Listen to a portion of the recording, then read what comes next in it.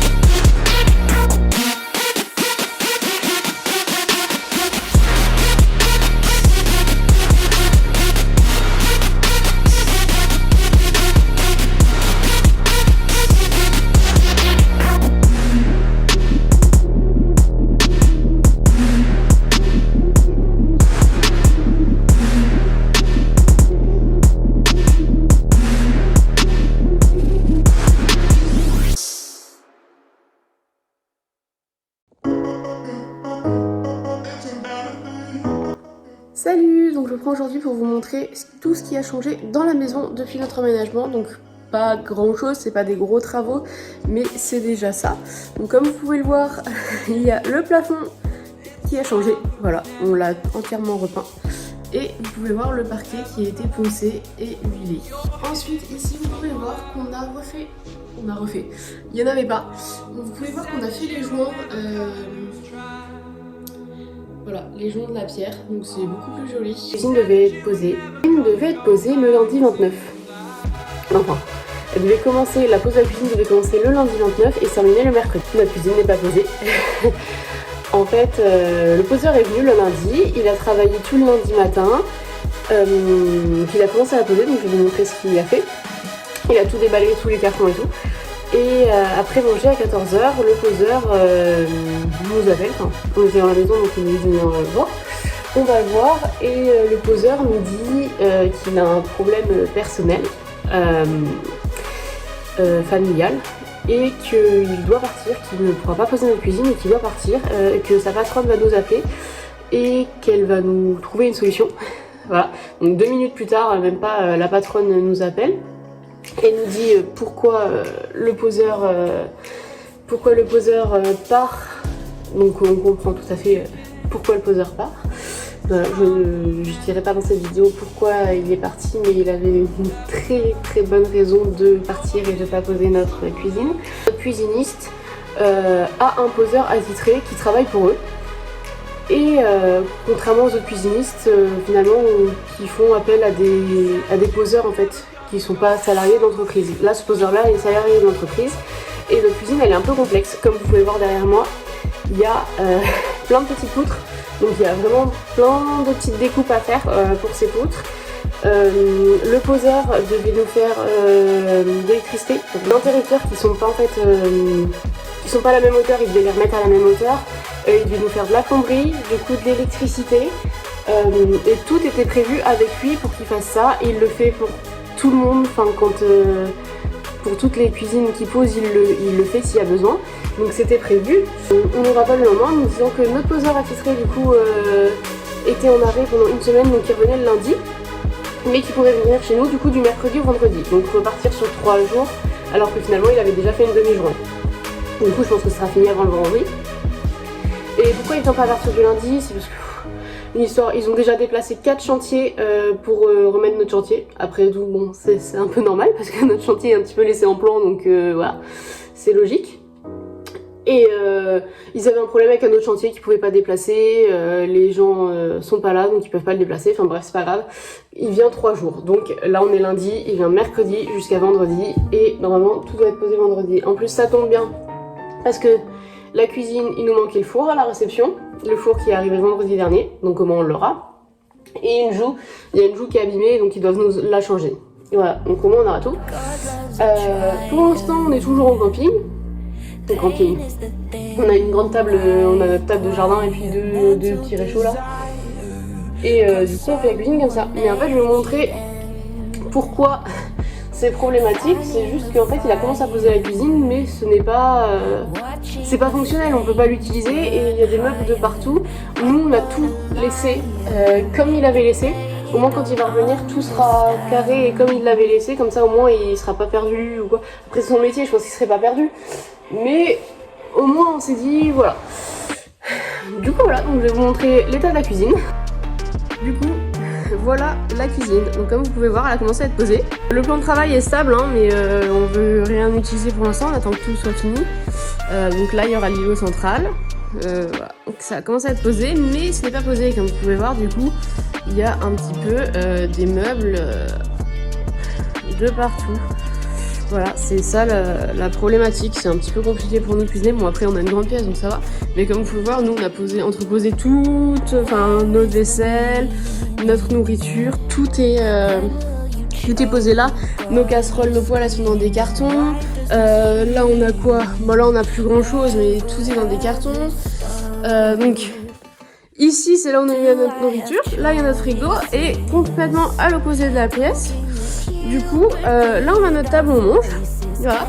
Et là on a, là on fait la cuisine. Donc comme vous pouvez voir, on a 2 petites plaques et un micro-ondes actuellement. C'est tout ce que nous avons pour cuisiner. Bon après, on n'est pas à plaindre, on a 2 petites plaques, un micro-ondes, c'est bien. Mais c'est vrai que ça fait quand même plus d'un mois maintenant. Ouais, ça fait à peu près un mois depuis qu'on est arrivé qu'on cuisine comme ça. Et avant on avait trouvé une autre organisation vu qu'il y avait... c'était à la base de la cuisine, enfin notre petite table pour faire à manger était là-bas, vous voyez, à la place de la cuisine. Et puis là, après, on avait juste le frigo et les trucs pour cuisiner. Donc c'était beaucoup plus pratique. Parce que comment est-ce qu'ils font pour faire la vaisselle? Ils n'ont pas d'évier. Si, nous avons un évier qui est à l'autre bout de la maison. Enfin, à l'autre bout de la maison. Les marches d'ici. Donc ça donne ça. Voilà, donc c'est beaucoup plus joli qu'avant. Je vous montrerai, je pense, je dois avoir une vidéo. Je vais avoir une vidéo qui vous montre comment est-ce que c'était avant. Du coup, les joints sont faits parce que là, en fait, il y avait des trous. Et donc, c'est beaucoup plus joli.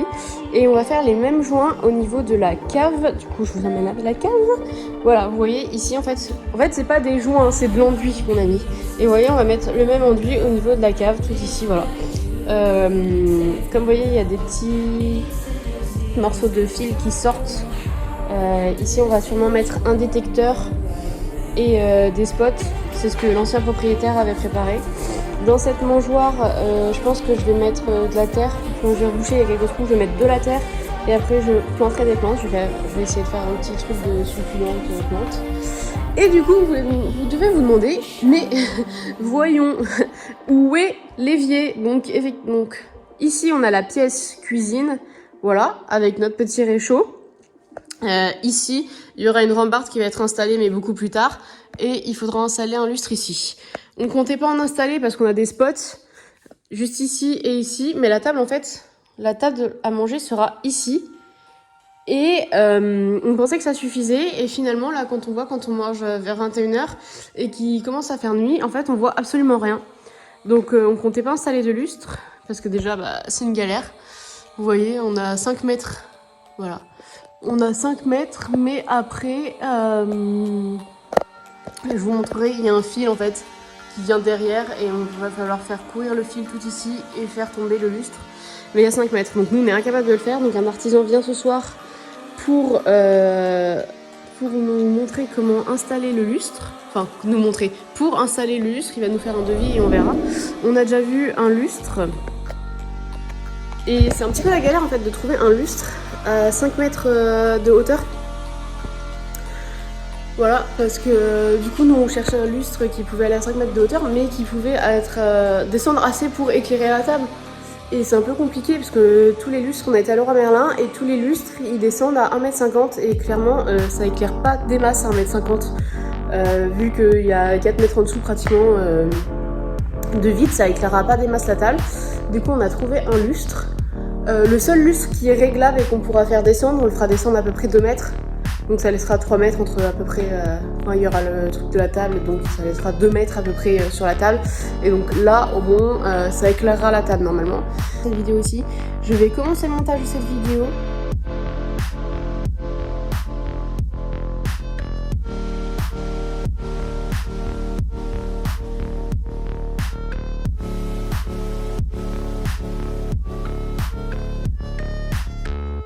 There is no way to explain all the things I feel.